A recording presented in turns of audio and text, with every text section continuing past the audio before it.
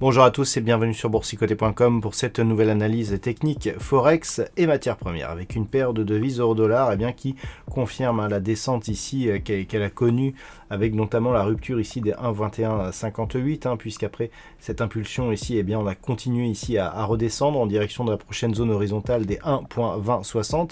Donc d'un point de vue global on reste toujours dans un mouvement assez hésitant. On pensait ici que le retour ici au-delà des 1,2230 allait nous donner une perspective de retour ici sur cette zone de plus haut significatif proche des 1,2360. Au contraire on s'est retourné ici et donc la paire de devises revient sur ces zones de support. Donc beaucoup d'incertitudes. On voit que d'un point de vue ici court terme on a plutôt une succession de points bas et de points hauts qui est haussière, à voir si cela sera confirmé, et en tout cas ça le sera tant qu'on ne viendra pas casser ici cette zone de points bas proche des 1,2030. Donc une rupture ici des 1,20 invaliderait ce début de dynamique haussière et nous referait passer ici dans une perspective baissière potentiellement forte avec des risques d'accélération sous la zone des 1,20.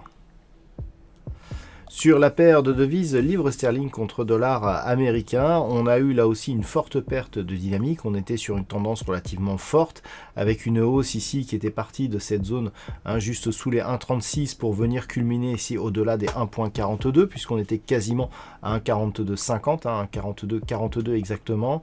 On est revenu dans un premier temps sur la moyenne mobile 20 exponentielle, on est revenu valider la zone des 1,4085 comme zone de support et puis suite à cette cassure ici, dont je vous indiquais qu'elle était relativement puissante puisqu'on a cassé donc la moyenne mobile 20 exponentielle, la zone de support et qu'on est revenu directement ici sur la bande de Bollinger inférieure.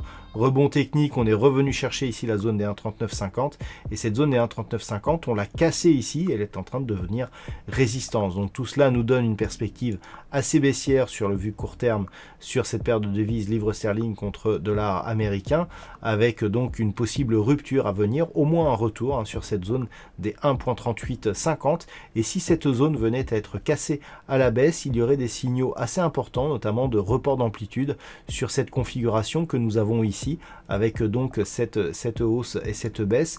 Et là, si on casse ici cette zone des 1,3850, on pourrait avoir des objectifs baissiers relativement puissants qui pourraient provoquer donc une accélération du mouvement de baisse sur cette paire de devises. Donc attention la semaine prochaine à la zone ici des 1,3850. Tant que l'on reste au-dessus, un rebond technique est toujours possible. Sur l'or, le mouvement baissier se confirme, puisqu'hier on avait détecté un début de dynamique ici potentiellement fort. On avait cassé ici la zone des 1786 $ l'once. Ça se confirme. On avait un objectif de retour ici sur cette zone des 1740. Sous l'impact notamment d'une hausse du dollar, justement, on vient ici marquer un gros mouvement baissier sur ce métal jaune. Alors, la zone des 1740 n'a pas du tout fait office de support sur la tendance. On est donc sur une accélération ici du mouvement juste avant la fermeture hebdomadaire. La cassure ici de cette zone des 1740 $ l'once nous ouvre des perspectives baissières avec un objectif immédiat ici sur cette zone horizontale des 1675 $ l'once. Et puis enfin sur le WTI, malgré une hausse du dollar, on reste dans une dynamique plutôt haussière.